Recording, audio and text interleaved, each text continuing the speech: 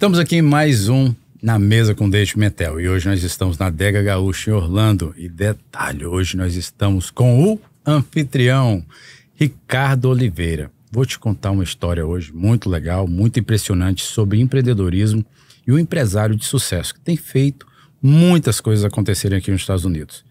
E aqui estou com ele, nada menos do que Ricardo Oliveira. Seja bem-vindo. Satisfação é toda minha, David, de estar na mesa com você hoje para poder compartilhar um pouco da nossa experiência aqui em Orlando e como que a gente tem crescido nos Estados Unidos. Exato, Ricardo. Olha só, isso aqui é para a gente discutir, bater um papo sobre ideias, sobre projetos, sobre empreendedorismo e, detalhe, falar sobre empresários de sucesso.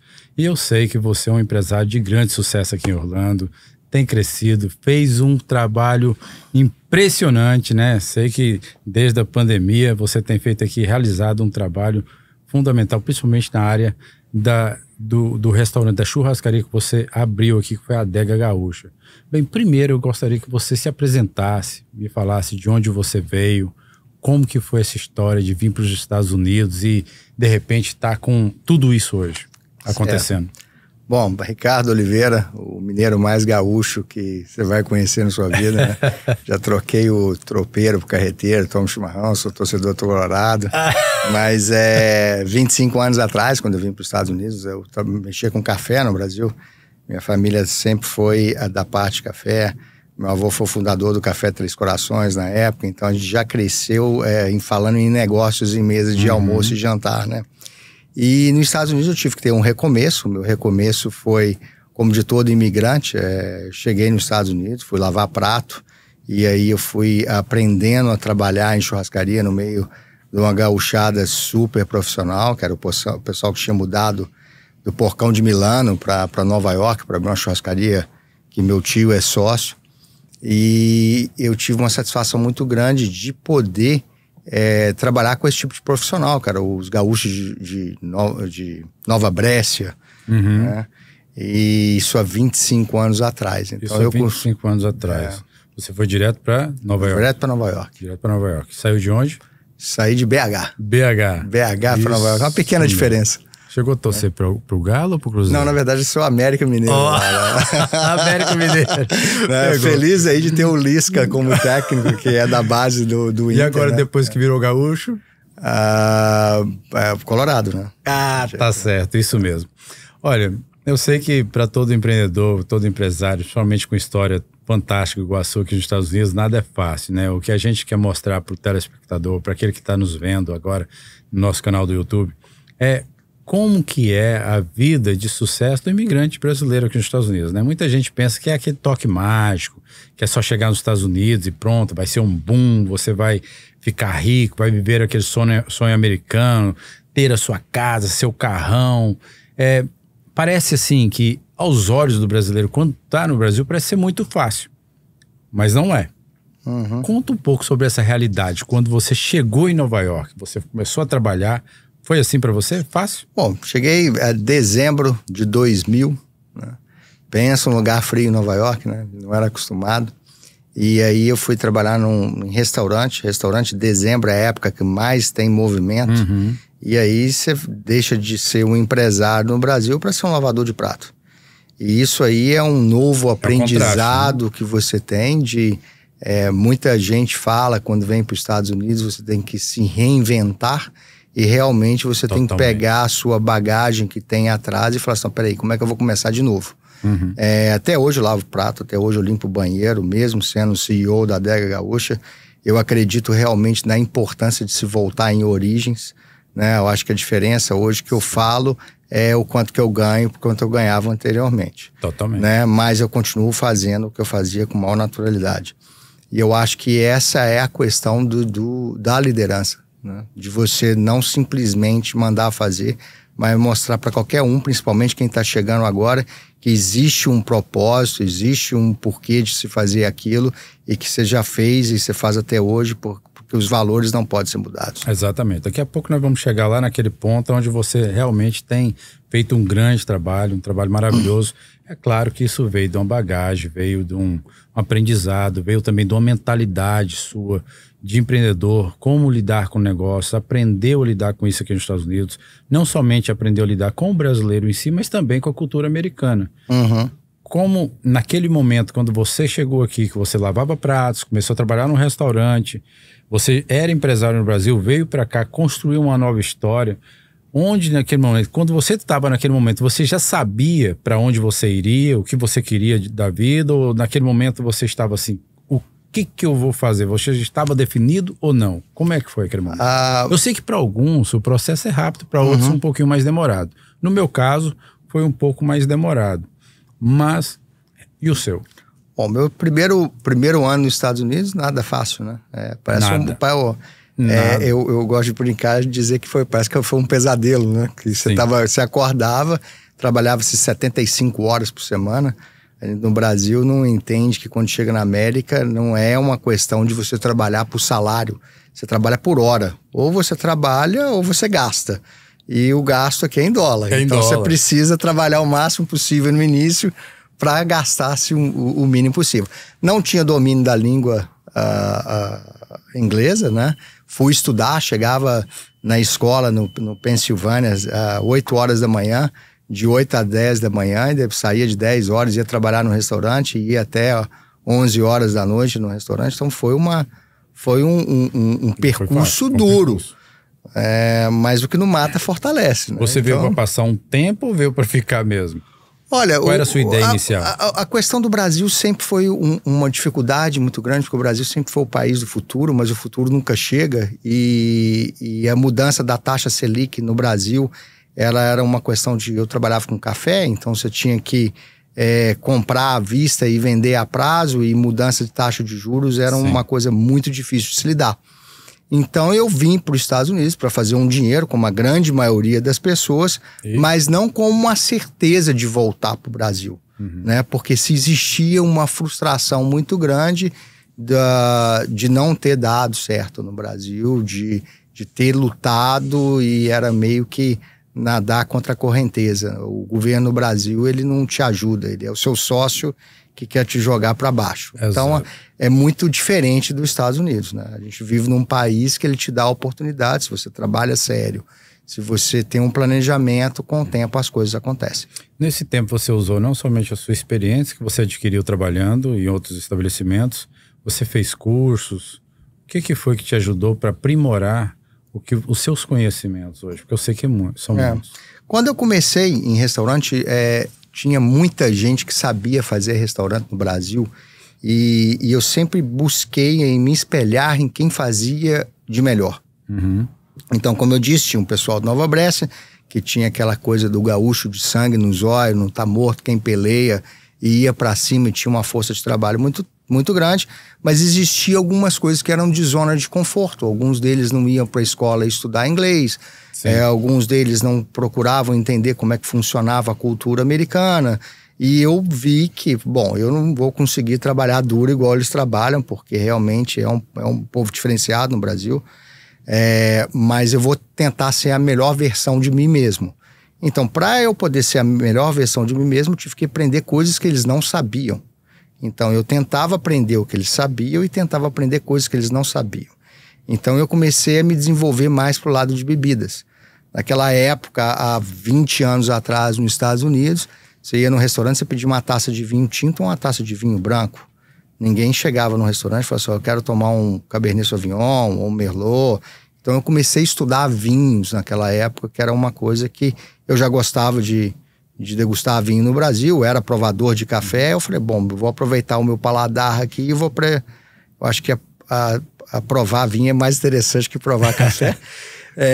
Comecei a estudar vinhos, né? E o vinho realmente me abriu muita porta, principalmente depois de um período que eu trabalhei tanto tempo na rede de restaurante brasileira, que eu fui trabalhar para o americano.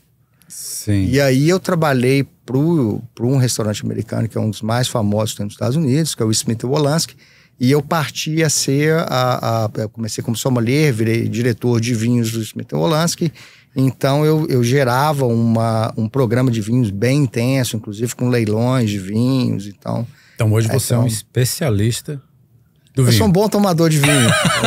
A gente... mas eu já tô sabendo do que rola na adega gaúcha aqui a respeito de vinho. Eu fui muito bom em vinhos há 10 anos atrás, vamos dizer assim. Porque e é isso que traz o nome da adega gaúcha? Como parte restaurante? disso. É parte da adega. Ah, tá vendo? A adega, na verdade, é a questão de quando a gente tem uma certa condição e gosta muito de vinho, a gente quer ter uma adega em casa, né? E eu fiz uma adega para compartilhar com os amigos. Então, a adega gaúcha é uma adega para se compartilhar com os amigos que vêm aqui como clientes no dia a dia. E, Ricardo, nesse momento, quando você fez esse curso, né, digamos assim, essa degustação, né, eu acho que é bem prazeroso isso. Você que quer fazer também algo assim, procura o Ricardo. O Ricardo é um grande especialista e sempre você está fazendo eventos para degustação de vinhos aqui, não é? A gente faz algumas confrarias de vinho, com o menu de harmonização. Geralmente a gente coloca o que vai ser de inovação dentro da adega gaúcha e a gente faz um menu de 6 cursos. E é de grande sucesso, porque o que eu já estou sabendo é que o Ricardo, ele é o cara, ele é aquele que realmente sabe, aquele que mostra o que é o vinho, tem uma história por trás disso. Aí não é somente colocar um vinho numa taça e tomar, correto? Você tem que... O interessante do vinho ele é um pouco diferente da bebida alcoólica, né? A reação do álcool é para ser prazerosa, por isso que você bebe álcool, mas o vinho realmente ele te transporta para determinadas regiões. Então você consegue notar alguns aromas que você tem, associa momentos da sua vida, né? Eu lembro a primeira vez que eu identifiquei um cheiro de Malbec. Eu estava no meu Avon Sommelier em Nova York, e eu estava na sala, eu era o único brasileiro da sala, e eu identifiquei que tinha um pouco de açaí, berry, né? E o açaí era uma coisa que estava chegando nos Estados Unidos e ninguém sabia na sala que era açaí, né? E o Malbec, ele tem essa característica de licor de cassis, açaí. Então eu comecei a identificar os aromas, porque você tem mais de 20, 30 aromas, 1000 tipos de aroma que você identifica. E eles são bem associados à sua memória afetiva, algum momento que você partiu na vida. Então, quando você está degustando o vinho, que você tem consciência disso, ele traz memórias para você realmente extraordinárias. Olha, deveria muito ter um vinho aqui para aprender a manusear o vinho. Mas essa é a parte, eu acredito que muita gente quer saber sobre isso. Eu sou muito curioso sobre vinho. Eu não sou uma pessoa tão entendida de vinho. Eu degusto, sei apreciar um vinho bom, mas eu não tenho tanta... não sou tão profundo quanto você. Me ensine um pouco assim, como é degustar um vinho? Como começar? Qual é o primeiro passo para que o telespectador, esse que está nos vendo aqui agora, ele também aprenda esse caminho? Como é que é isso? Todo mundo tem questão de preferências. Eu costumo dizer que não existe um vinho melhor do que o outro. Existe qual é a sua preferência. Então, geralmente, quando você vai num restaurante que tem um sommelier e que você vai procurar uma sugestão de vinho, procura descrever para ele qual é a sua preferência. Aí eu gosto de chocolate negro, eu gosto de fruta negra, eu gosto mais de framboesa, eu gosto mais de cereja, eu gosto de fumar um charuto, isso tudo são características que o sommelier vai poder trazer um vinho com aquela característica para que você associe. No meu caso, se fosse para você descobrir isso de mim, como você faria? Bom, eu diria para você, assim, olha, qual que é a sua comida predileta? Você fuma? Você bebe refrigerante? A comida predileta, né? Qual que é churrasco? Pois é, você gosta de frutas? Gosto de frutas. Qual que é a sua fruta predileta além do piqui? Uva. Então você gosta de uva vermelha ou gosta de uva verde? Uva vermelha. Você gosta mais de chocolate ou mais de... Chocolate. Então você começa a procurar aí, fala assim, olha, então, provavelmente o vinho que você vai gostar é um Cabernet Sauvignon da Califórnia, geralmente um Napa Valley, que ele vai ter uma característica mais de chocolate negro. Uau! Então, quer dizer, dependendo da característica, ela vai para determinadas regiões, né? Mas depois a gente vai abrir um aí e ver se bate. Isso é impressionante, Ricardo. O vinho, realmente, ele traz uma memória. Eu acho isso imprescindível. O vinho, ele traz uma memória e sempre traz algo, um valor agregado muito grande na vida das pessoas. Acredito que uma pessoa sem vinho na vida está desvinhada. Está desvinhada. Na verdade, né, David? O que acontece todo mundo fala o quanto que é bom viajar. Né? Então você curte, a gente vive para poder ter algumas coisas na vida da gente que são recompensas. Né? E com uma boa viagem, uma boa roupa, um carro, ou tomar um vinho, ou comer um bom churrasco. Isso são situações que te motiva a continuar, porque você está recompensando o trabalho duro que você tem na vida, porque você começa a ter acessos, e os acessos, eles entram com a questão financeira, que quanto mais você ganha, você vai viajar de primeira classe, você vai vestir uma roupa melhor, você vai dirigir um carro melhor, então Exato, né? Exatamente. Faz parte. Assim. E, Ricardo, hoje, tratando de onde você já está, nós sabemos que você passou por todo esse trajeto. Se a gente for falar aqui, a gente vai falar durante horas sobre esse tempo que você já está nos Estados Unidos, na América. Mas a sua história bem recente de sucesso é a Adega Gaúcha. Sim. De onde surgiu na sua cabeça de abrir um restaurante chamado Adega Gaúcha? Inclusive, estou sabendo onde nós estamos aqui hoje, que antes era um outro restaurante, mas você conseguiu fazer esse lugar aqui explodir. De onde veio essa ideia? Bom, quando você começa a trabalhar em restaurante, você tendo uma visão empreendedora, você acaba começando a sonhar em abrir um restaurante. Só que esse sonho, com o tempo, as coisas vão mudando. Então, eu tinha uma condição muito boa em Nova York. Eu fui gerente da Fogo de Chão de Nova York, uma companhia maravilhosa de se trabalhar. Eles mostraram para o público americano que a comida brasileira não era feijoada, era o churrasco. Então, isso abriu porta para muita gente abrir churrascaria nos Estados Unidos. Sim. E eu fui uma delas. Trabalhando em Nova York, pandemia, Covid chegando, né? Uma loja de um aluguel caríssimo, fechada. Né? E ficou fechada por 1 ano em Nova York. E o estado da Flórida, aberto, semi-aberto, vamos assim dizer, né? E minha esposa trabalhava na Bombardier, tinha trabalhado em hotelaria no Waldorf Astoria, no Sun Regis. Então tinha oportunidade de se abrir uma churrascaria. Um dos meus melhores amigos, que agora é meu sócio, o Valmor, em Kissimmee, falou comigo, falou, Ricardo, vamos empreender na Flórida. Eu tô querendo abrir um food truck.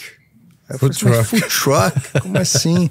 Eu sou sommelier, tô acostumado com toalha de mesa, o que eu vou fazer com food truck na Flórida? Eu falei, não, eu quero tentar outras coisas e tal. E eu falei com ele, qual que é a ideia? Ele falou, não, você compra o food truck e eu toco. Aí eu falei, eu compro, eu faço um financiamento para você, depois você me paga e me deixa com um percentual pequenininho, como uma renda extra para mim, só não me tira do negócio depois. O Valmor veio para Orlando, achou aqui uma churrascaria que estava fechada, me ligou e falou assim, tem uma churrascaria para a gente pegar. Falei, uma diferença grande entre uma churrascaria e um food truck, né? Mas de quanto nós estamos falando? Ele me falou na época o quanto que era. Eu falei assim, olha, marca com o broker, eu vou aí. Peguei um voo 7 horas da manhã, vim num domingo ver a churrascaria, que era barata de se abrir, que você tinha tudo, mas não tinha nada de certo, por isso que não deu certo. E quando eu entrei na churrascaria, eu falei com o Valmor, Valmor, isso é muito mais dinheiro que eu esperava, né? Um food truck é 35 mil, esse aqui é muito mais. Vamos ver como é que a gente vai levantar esse capital para abrir uma churrascaria. E eu sou um cara, o seguinte, David, é o que eu sempre falo para todo mundo que trabalha comigo, a gente nunca sabe quem a gente vai servir. Não. E o servir é algo muito grandioso. Então, trabalhando em Nova York, eu conheci em 2000 e pouco um dono de uma churrascaria em Hyannis, na qual eu servi, que é o Max e a Kelly. E depois eu servi eles em Nova York, eles me contrataram para fazer uma consultoria na churrascaria deles em Cape Cod. Né? Terminando essa consultoria, o Max chegou para mim e falou, chama o pessoal de chegada, falou, chegada, vamos abrir uma churrascaria junto? Eu falei, olha, eu não estou preparado ainda, isso era em 2004, né? Mas mantive contato com o Max. Na pandemia eu liguei pro Max e falei, seu Max, eu tô querendo abrir uma churrascaria em Orlando. Só, Ricardo, você vai largar fogo de chão para tocar uma churrascaria? Eu falei, não, sim, eu vou largar fogo de chão, vou tocar uma churrascaria. E ele entrou como sócio e foi de grande valia, né? Para mim, que eu tinha uma pessoa que trabalhava no segmento de churrascaria e que tinha uma parte de capital que precisava de aporte. E tinha um amigo meu, Fabiano, que trabalhava em Nova York, na Torino Capital, que é uma equity firm. Então juntou essas 4 pessoas, um que era muito bom em compliance, um que tinha uma experiência e o cara que sabia tocar a operação fora, que era eu. E viemos para cá abrir uma churrascaria. E isso foi quando fundou esse? Fundamos essa. E o Valmor acabou não entrando, né? Porque ele estava em Nova York, trabalhando também por lá, e com um movimento bom lá, e ele tinha os compromissos dele. E como funciona isso? Porque aqui a gente está falando de quantas pessoas envolvidas? A gente hoje na adega nós estamos com 75 pessoas trabalhando aqui, mais 55 em Orlando. São 130 mas pessoas. Quantos sócios? A gente tem 4 sócios. Como que funciona lidar com 4 sócios? Estou falando de você. Você é o CEO, você é a parte operacional, você que é a mente disso aqui. Nós sabemos disso.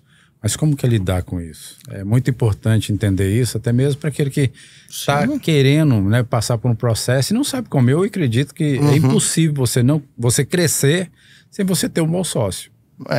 Não tem como. Eu acho que a sociedade é igual um casamento. Né? Quando dá certo é muito boa. Né? Os meus sócios que moram em Massachusetts, eles não tocam a operação, mais por uma parte de consultor. Eu falo com ele quase todo dia, eu ligo e peço conselho, porque a gente tem que ter humildade. Sim. Mesmo que dando certo, a gente tem que entender que tem pessoas que passaram por determinadas experiências diferentes. Eu tenho o Fabiano, que toca a parte burocrática em Nova York, também que não toca a operação, e eles deixam tocar a operação. O mais importante de uma sociedade é a transparência. Totalmente. Né? Então, todos têm acesso a números, todos têm entendimento, então... quando um não está de acordo, não se faz, né? E se precisa tomar uma decisão que a gente chama de decisão executiva, senta-se numa conference call e fala, olha, nós vamos tomar essa decisão, que tal? Vamos abrir mais uma unidade, e aí?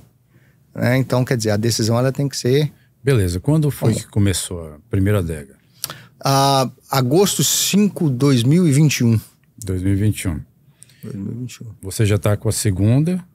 Então, para abrir a terceira. Onde elas estão? A segunda é em Kissimmee, a terceira em construção agora em Deerfield Beach. Deerfield Beach. Ok. No sul da Flórida, perto de Pompano. Primeira Orlando, segunda em Kissimmee e a próxima em Deerfield. E é um plano de negócio para abertura de 5 unidades. De 5 unidades. Então, quer dizer, e aí depois de construir 5 unidades, a gente vai analisar se a gente vai continuar crescendo mais ou se a gente vai...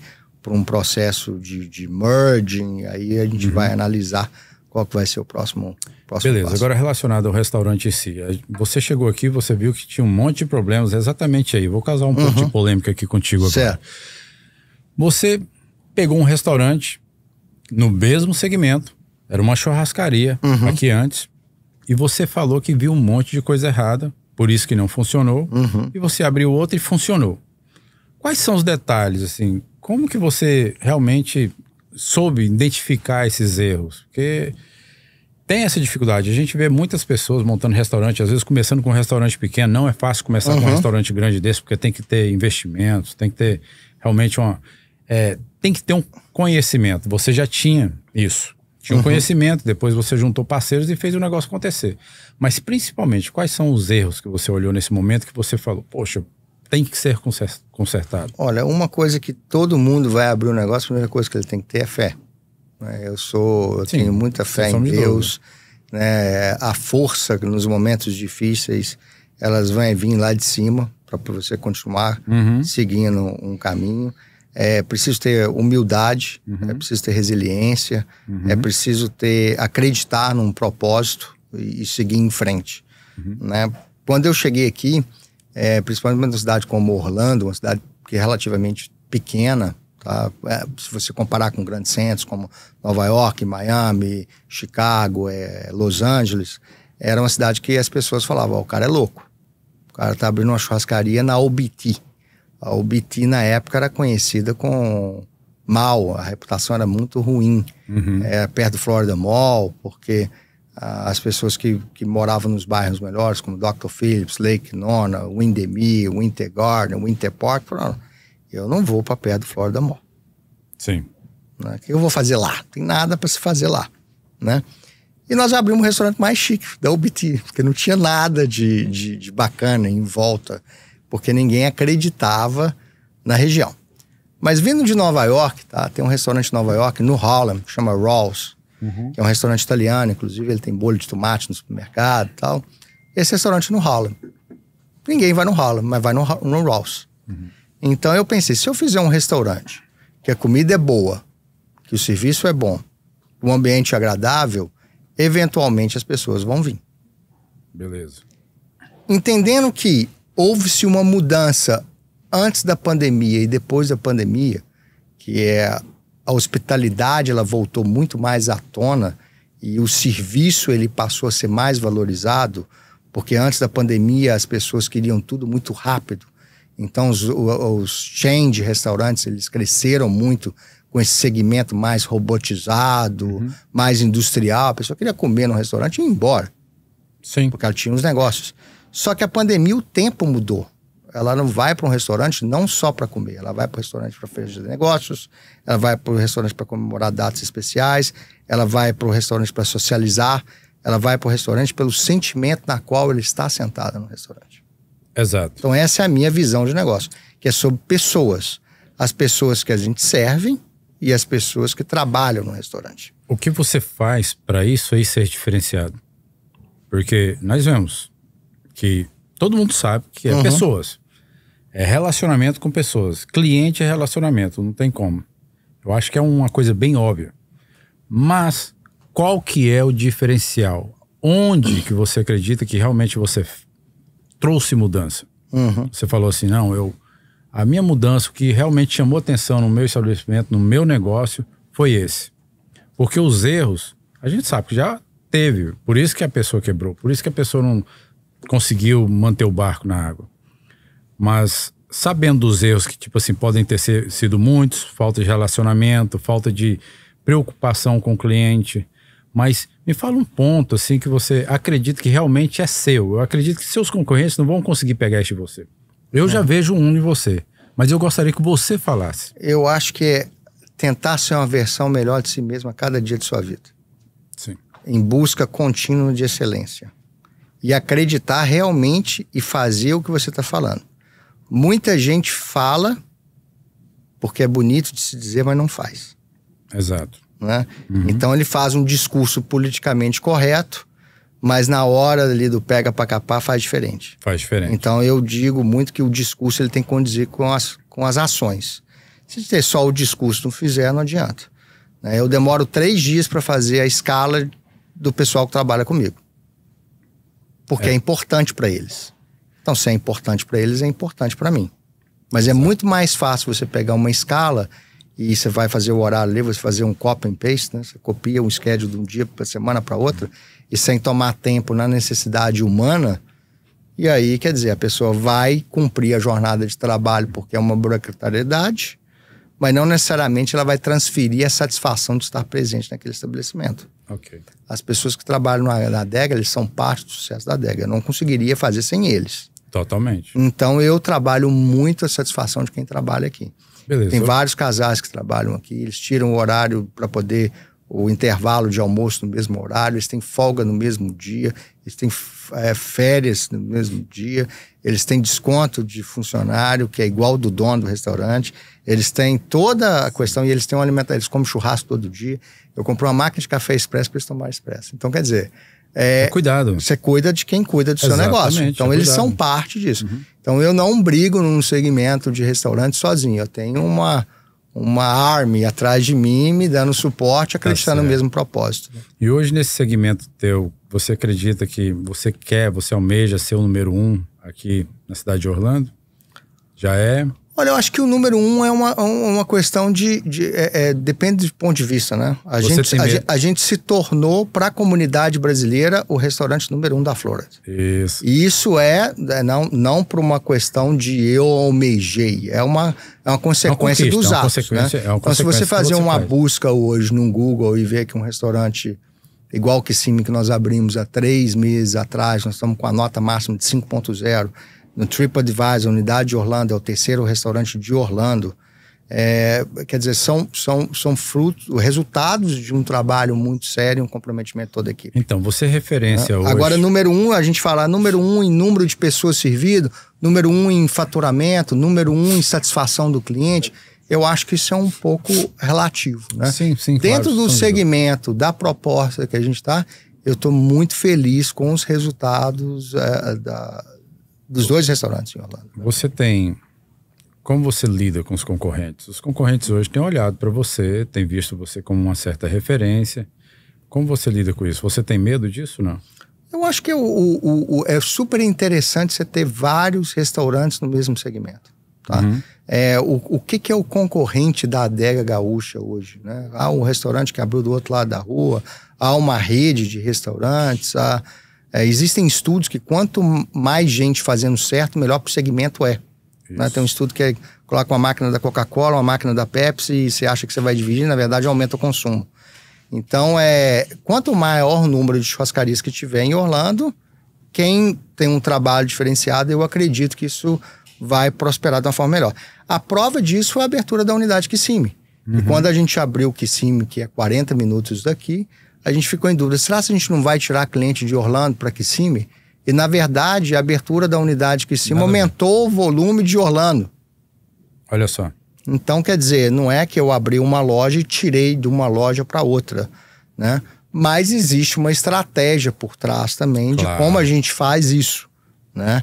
A gente não atende na adega um número acima que a gente acha que deve atender para entregar uma excelência. E uma vez que você tem uma estratégia bem sucedida, você passa sempre a estar na frente. E quando você está na frente, aí quem está atrás tem que seguir. É mais fácil você dirigir do que você ser conduzido, correto? Uhum. Eu vejo isso também nos meus negócios, né? Quando eu comecei na mesma época, né? Eu abri um grande estabelecimento de uma loja em 2021 e eu vejo a mesma coisa. O concorrente, ele realmente serve para quê? Para ser uma base, né? Para ser uma fundação para a gente construir cada vez mais. E é muito bom quando você tem um concorrente que ele começa a te buscar, a querer te alcançar que eu estou falando em nível estratégico, né? Esse é o principal fundamento de tudo. E quando começa, a gente tende o quê? Sempre a melhorar. Por quê? Porque a gente está na frente, está avançando. Eu vejo isso no seu restaurante, naquilo que você tem feito, né? A confraria, também essa confraria que é muito interessante. A galera fala disso aí pra caramba. Quando eu junto, eu sou de Atlanta, eu tô querendo, na próxima que você for fazer, eu quero estar aqui. Por quê? Porque só por causa daquilo que o povo fala, todo mundo fala. Os colegas falam, poxa, cara, você tem que ir, você tem que perceber como é. Como que o Ricardo, ele fala sobre o vinho. Então, por exemplo, você traz uma vida para um momento, uma experiência que muitas pessoas jamais iriam descobrir se não tivesse vivenciado aquilo. E o que eu percebi? Eu percebi que é algo diferente. Porque tem outras confrarias aí, em outros restaurantes. Mas eu vi algo assim diferente na tua. Você acredita que isso aí é uma estratégia também sua? Eu acho que quando a gente volta para como eu comecei a estudar de vinho, né? E por que eu parei de estudar vinho, tá? Eu cheguei realmente num nível de vinho que era aonde você pode chegar em termos de dedicação.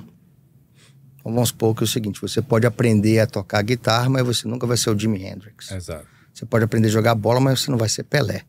Então, quer dizer, tem gente que realmente nasce com talento. Então, dentro da minha dedicação, eu cheguei num determinado momento que eu tinha um conhecimento muito grande, mas eu não ia ser o meu professor, o Aldo do La Bernardin. Uau. Então, que é um restaurante 3 estrelas Michelin em Nova York. Mas eu tenho muita paixão no que eu faço. Então, quando eu faço a confraria do vinho, ou tudo que eu faço dentro da adega, ele é muito com carinho. E eu trago muito a verdade e a questão humana em tudo que eu faço. Então a confraria do vinho é uma das coisas que a gente faz, que nem a gente faz sempre. A gente faz confraria do vinho 2 vezes por ano. Eu não coloco muita gente, coloco só 40 pessoas. Uau. A gente serve entre Orlando e Kissimmee hoje 4.000 pessoas por semana. Não é que eu faça uma confraria do vinho, mas eu faço ali para os clientes, as pessoas regulares, os amigos mais próximos. É um momento que eu tomo para tomar vinho. Mas existem outras coisas que a gente faz dentro da adega, como a torre de chocolate para criança no almoço de sábado, a paella domingo 2 horas da tarde. Agora a gente vai começar a servir o Denver Steak na sexta-feira para o pessoal de negócios. A gente é uma das únicas churrascarias que serve ostra e frutos do mar fresco. A gente vai incluir agora como inovação um dos cortes dry age, maturado. Então, quer dizer, a gente sempre tem essa parte de inovação para ser diferente. Isso aí é que traz o diferencial. Porque eu gosto de sair para comer. Uhum. E eu quero ser uma versão melhor de mim mesmo. Então, quando eu vou em outro lugar, não existe inventar a roda, né? Ela já existe. O Alex Atala, ele fala um negócio bem bacana. Não é que você está criando algo novo. É que você está fazendo o que todo mundo faz de uma forma diferente. É verdade. E você tenta aprimorar aquela forma de se fazer. Totalmente. A base da da adega gaúcha, né, são pessoas, hospitalidade, são adega Magic Moments, que a gente fala, igual a Disney tem. Então a gente foca muito nas pessoas. E qual foi a sua maior inspiração, Ricardo, nisso tudo? Inspiração de vida para você? Você falou assim, poxa, a minha inspiração é essa. De onde você tira essa motivação toda? Olha, onde é que eu tiro a inspiração, né? Isso aí é uma pergunta bem, né? Tem algo que te motiva? Não, eu acho que a empolgação que eu tenho como ser humano é de realmente encantar. E de deixar um legado. Isso parte dentro de você. Eu acho que o legado, né? Qual o impacto que você pode causar na vida das pessoas, né? A gente lida com uma geração nova, que é uma geração meio que carente, né? Se for parar pra pensar. E o que você vai estar dizendo para essa geração nova para fazer com que elas tentem ser uma versão melhor delas mesmas?